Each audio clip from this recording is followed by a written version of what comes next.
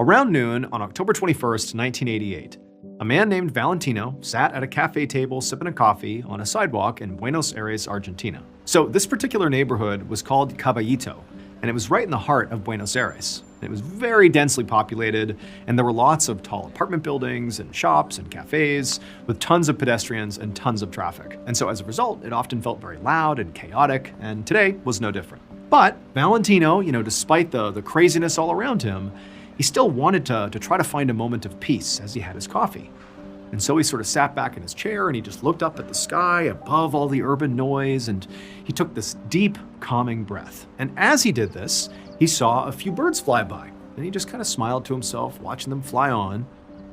But then he saw something else. Out of the corner of his eye, just across the street, he saw a flash of something brown plummeting towards the ground in front of a tall apartment building. And so Valentino turned his attention to look and see what this thing was. But what he saw didn't make any sense. There was this one old woman on the other side of the street who had stopped on the sidewalk, and she was staring down at what appeared to be like a pile of clothes at her feet.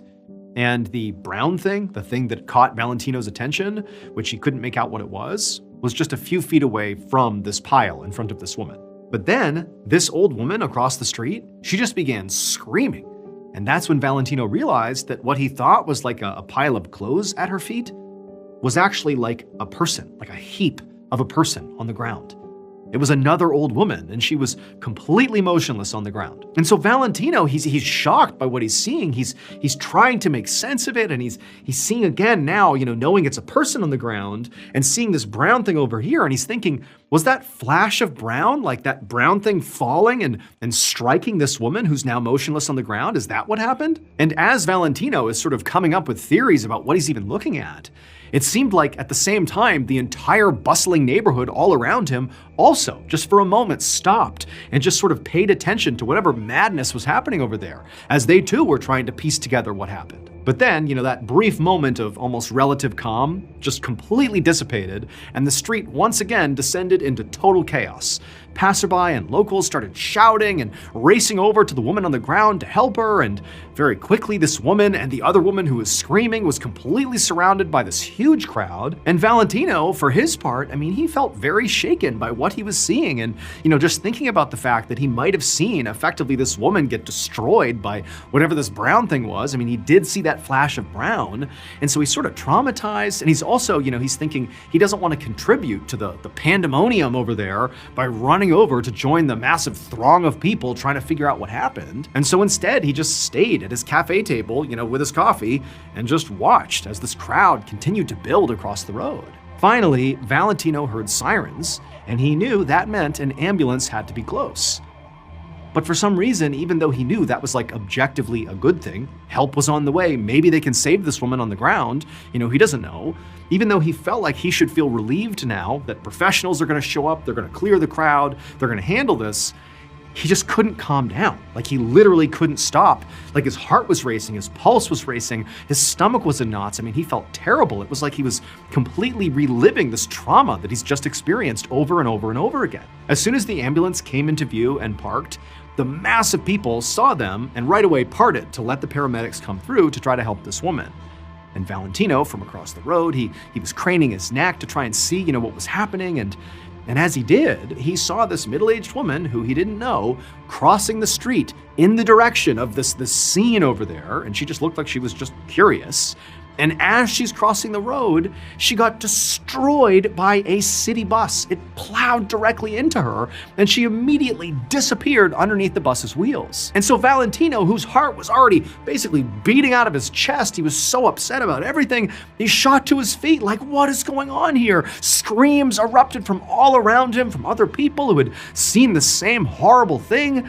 And he could feel his heart just like racing nonstop, and sweat began dripping down his back. He was almost dizzy with shock, and he began to stagger away from his table, looking frantically around, calling out for somebody to actually help him. Like it was like his body couldn't handle what he was seeing. But nobody came because there were so many other things happening, horrible things that demanded immediate attention from other people that no one's paying attention to Valentino having, a panic attack here. Like he's so low on the priority list. And so as he's sort of fumbling around the cafe, trying to get someone to help calm him down, nobody's paying attention to him.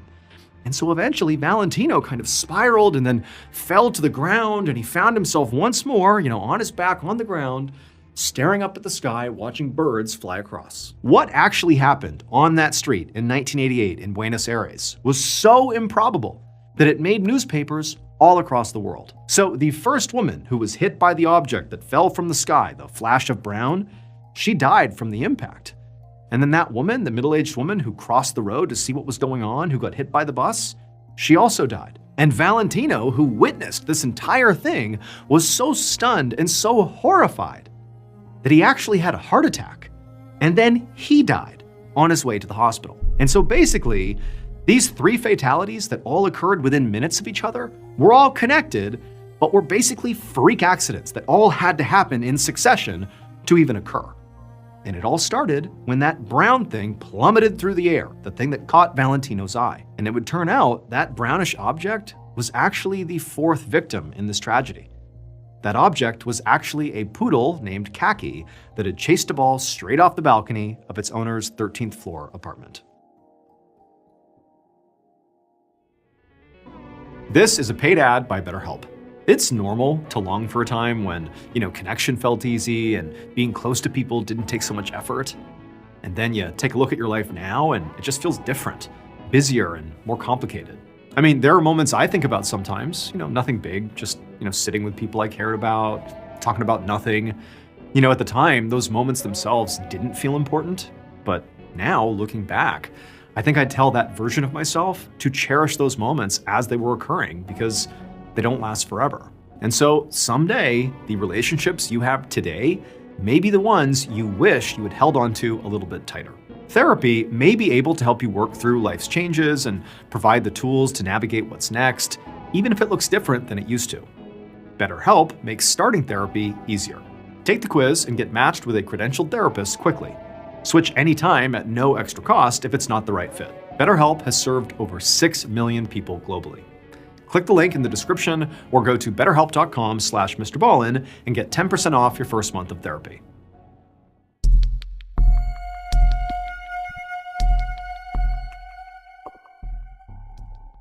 At 3 a.m. on Sunday, December 24th, 1967, 26-year-old Sammy Brown Jr. sped in his car down a road called Seal Road in Phoenix City, Alabama, with a police siren blaring right behind him. So Sammy was in trouble.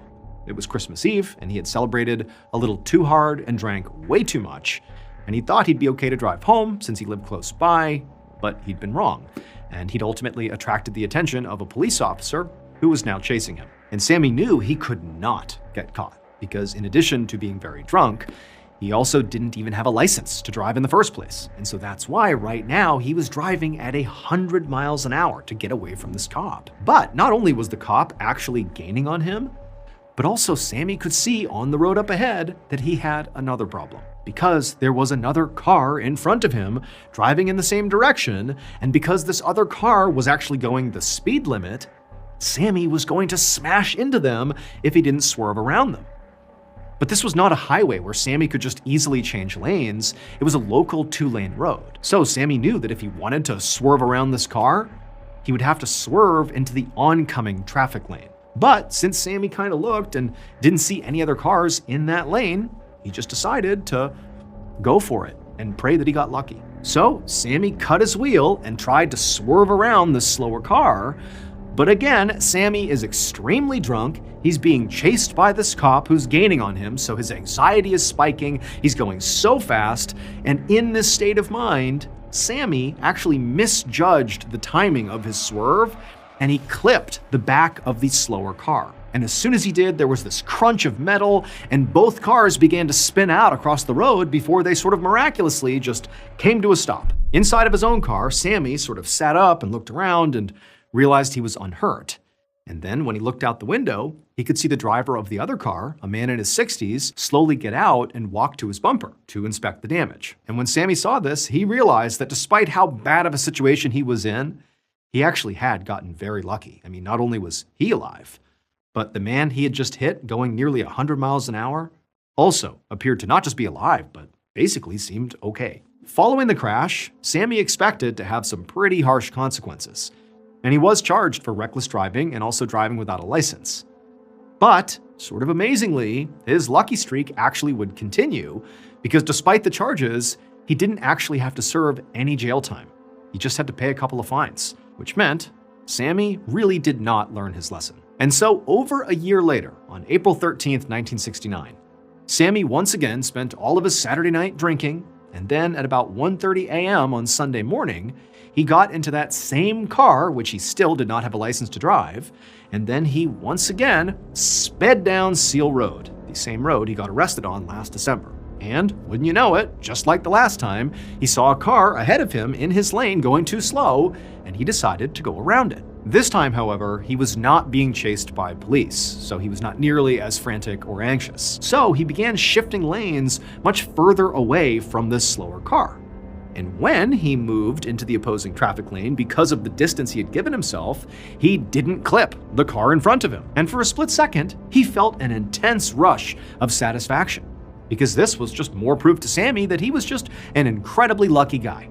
However, before Sammy could drive his car back into the correct lane, he went around a curve in the road and was immediately blinded by a searing bright light. Then there was a deafening bang, and Sammy's car jerked to the side, and all he saw was a violent swirl of motion as his car again spun around and then finally came to a stop. For a few moments, Sammy just sat there, feeling completely stunned. I mean, again, he's gotten into a high-speed wreck, and he's sort of taking stock of, did he even survive? But after a few moments, he realized he definitely had lived. His neck ached quite a bit from being shaken so hard, but other than that, he kind of looked around and he realized once again he was basically unhurt, so he had just gotten really lucky again. And so eventually he climbed out of his car, and even though he was sort of dizzy from the crash, from the alcohol, when he took stock of what was in front of him, he could immediately see what had just happened. In his effort to avoid hitting the car that was driving in the same lane as him, he had swerved into oncoming traffic and hit a different car, another car, head on, that was driving in the opposite direction. This was like a worst-case scenario. And both his car and the one he had hit were completely destroyed, with the fronts completely smashed in. It was truly a miracle Sammy had walked out of that car. And so Sammy, he staggered over to look at the other car and see if the other driver and potential passengers were okay. When he staggered over there, when he looked inside of the wreckage, he could not believe what he saw. Because what he saw inside was yet another miraculous stroke of luck. Only this time, it was not the good kind. Sammy had somehow managed to do something that really should have been impossible. He had almost perfectly recreated the accident that he had had a year earlier. He was driving the same car, going down the same road on the same day of the week, and he had crashed for basically the exact same reasons. And then when Sammy looked inside of the car he hit head on, he realized there was one more truly just incredible coincidence.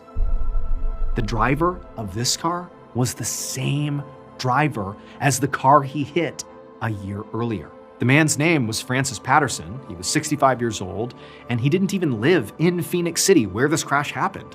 It was just a wild coincidence that 2 times, more than a year apart, Sammy had hit him while driving drunk on Seal Road. The only difference this second time around was Francis died from the crash. Following this tragedy, Sammy Brown Jr. was charged with driving while intoxicated and also involuntary manslaughter. He was sentenced to 12 months in prison.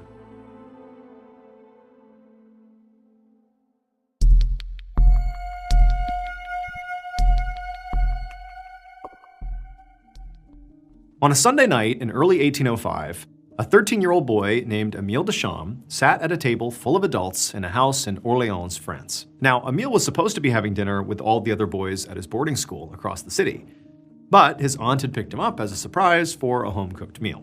And he knew why.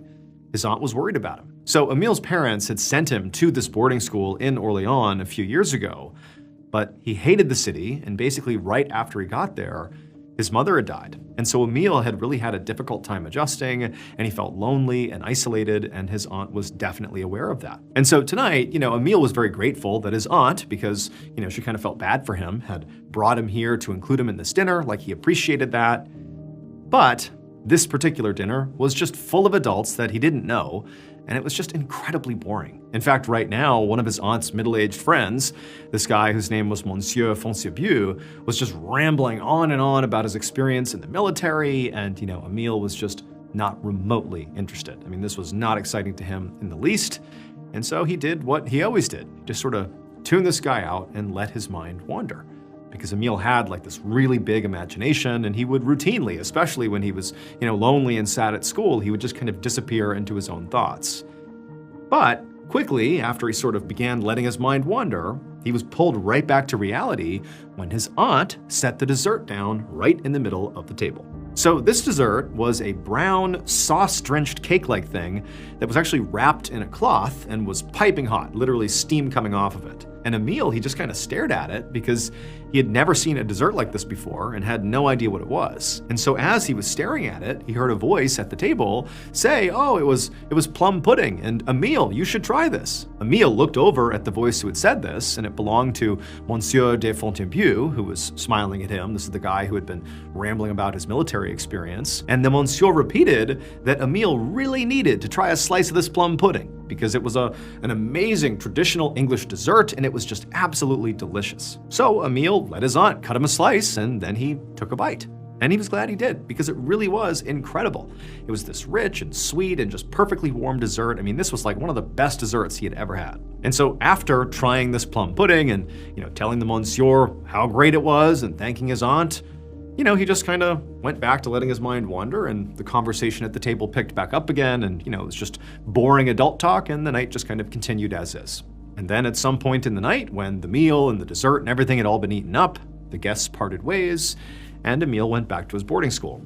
And quickly, when he got back to his boarding school, he forgot about the dinner and the pudding and the monsieur, and just carried on with his life. One afternoon, 10 years later, in the spring of 1815, Emile was 23 years old, and he was living in Paris, about 80 miles away from Orléans. So Emile had basically fled Orléans as soon as he was old enough to strike out on his own.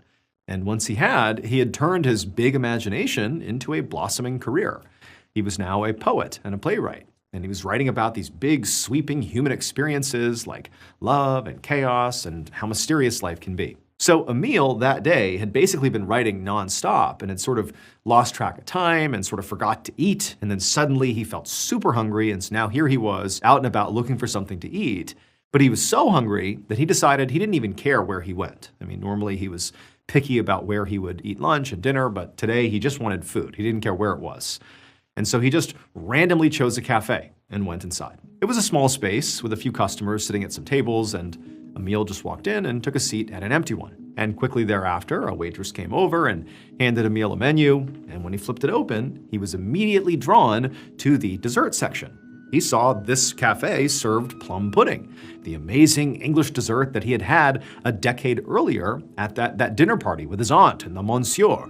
He had not had plum pudding from that day to now. It had been 10 years. He had just not had it, but he saw it on the menu, and he's like, oh my goodness, I gotta have plum pudding again. That was so good 10 years ago. I gotta have that experience again. And so Emile asked this waitress if he can have a slice of their plum pudding. And she just shook her head and said, I'm sorry, but the last piece we had, I actually just served it to the guy over there. Like, we don't have any more. And the waitress, she saw Emile react to this, and he was like so distraught. He's like, oh man, really? Like, there's no more? Are you serious? And the waitress could sense like he really, really wanted this plum pudding. And so she goes, well, hold on a minute. And she turns and she calls out to the gentleman that she'd actually just given the last piece to, who was sitting in the corner of the cafe. And she calls to him and says, hey, would you mind sharing that last piece with this new guest here, with Emile? Because he wants a piece of this plum pudding. And so Emile, he kind of looks around the waitress in the direction of the person that she's speaking to, the guy with the actual plum pudding. And the guy who's sitting over there, he looks up, and wouldn't you know it, it's Monsieur de Fontainebleau, the same guy who was at the dinner party 10 years earlier, who encouraged Emile to eat plum pudding for the first time and only time in his whole life at that point. It's the same guy. Like, they're not even in Orléans, France. They're 80 miles away in Paris. And Emile, he's chosen a random cafe. He'd never been here before, and he just happened to see plum pudding on the menu. Like, what are the odds that it's the same guy and they're having plum pudding? Like, the coincidence here is just unbelievable. And so Emile, he sort of says to the waitress, hold on a minute, I know him. And so Emile, he gets up and walks over to the monsieur, And he sits down next to him, and they're both like, this is crazy. It's been 10 years, and here we are eating plum pudding together again. Like, what are the odds? And so for the next 15 minutes or so, the two men just caught up about their respective lives. They ate this plum pudding, and then at the end of it, they were like, all right, like, great, nice to see ya. And they both just went their separate ways, with the Monsieur going back to whatever he does and Emile going back to his writing. 38 years later, at 6 p.m. on a winter evening in 1853, Emile sat at a tea party in Paris, having a great time as he chatted with the other guests at his table. He'd been invited to this party by the hostess, who was a big admirer of his work. And there were actually a lot of people like that these days. Emile was now in his 60s, and he was very well known. He'd published tons of plays and poems and translations, and he was close friends with many of the literary giants of France and Europe. Like, he had made it as a creative. And so as Emile is sitting at this table, basically being lauded for, all of his achievements and what an incredible writer he was, as he's just sitting there basking in the glory, one of the hostess's staff came in with a platter of dessert. And Emile, he looked over and he saw what the dessert was, and right away he knew he had to have some. It was plum pudding. And so as the staff person came over with the plum pudding to give to Emile, he sort of laughed and told, the staff person and the people at his table the story of how, over the course of his life, he'd only had plum pudding 2 times, when he was 13 and when he was 23. And in both of those situations, when he had had plum pudding, this guy, Monsieur de Fontainebleau, had been present, this man that he didn't know and had only interacted with when he was eating plum pudding. And it was kind of like this crazy coincidence. He described seeing him 10 years later in Paris. He couldn't believe it. That was 38 years ago, but still, it's like this wild coincidence, the biggest one of his whole life. And so he sort of jokingly told the people at the table and the staff, like, hey, here I am about to eat for the 3rd time plum pudding. We better be on the lookout for the Monsieur. He's bound to show up. And everyone kind of laughed. They're like, yeah, that's crazy. And so Emile, he gets his plate of plum pudding, he gets his fork, and he scoops a bite, and he's about to eat it when the butler walks into the room and announces that there is going to be one more guest joining them at this tea party. And who walks in, this additional guest? None other than Monsieur de Fontainebleau. And so Emile, he's about to bite the plum pudding, and he looks up and he sees him and he can't believe it. I mean, the guy is like 1,000 years old and he hasn't seen him for 38 years. And the only other times are when he's eating plum pudding. And wouldn't you know it, for the 3rd time here, it's happening again. Like, this is unbelievable. It was crazy the 2nd time. This is now impossible. How is it that he's here as I'm about to eat for the 3rd time this plum pudding? It doesn't make sense. And so Emile just stared at the Monsieur with this look of just absolute shock on his face.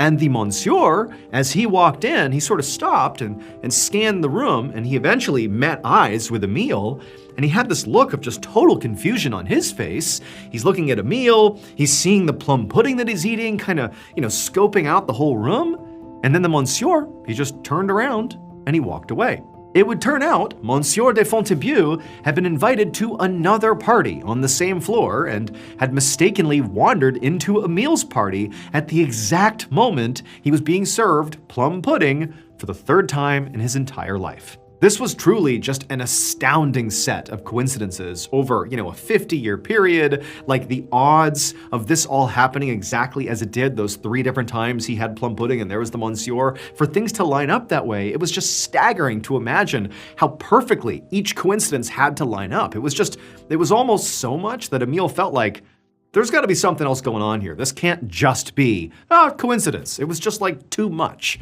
And so, in fact, Emile would go on to recount his plum pudding and the Monsieur story many, many times to his friends in literary circles, and he would ultimately write about it in his eventual memoir. Today, it's been around 200 years since the plum pudding events took place. And during that time, Emile's account has been dissected countless times by probability experts and scientists and mathematicians from all around the world.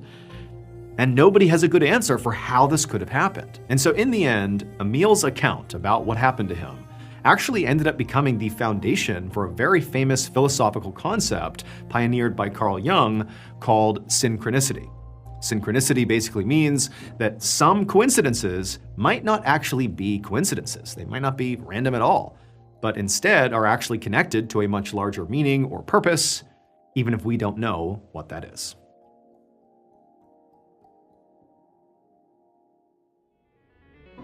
Thank you so much for watching. Let me know what you thought of today's episode in the comments. And remember, we have hundreds of videos for you to binge right now. But if you're looking for a recommendation from me of that one video that's worth your time, well, it's this one right here. So give it a watch. All right, until next time.